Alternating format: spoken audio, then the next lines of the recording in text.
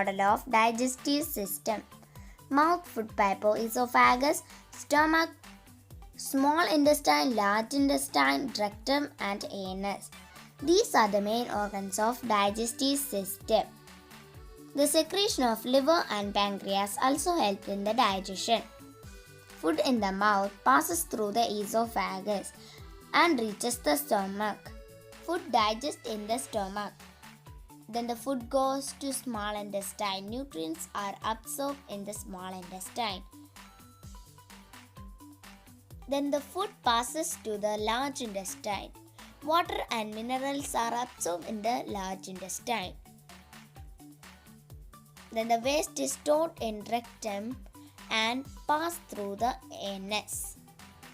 Thanks for watching. Bye bye.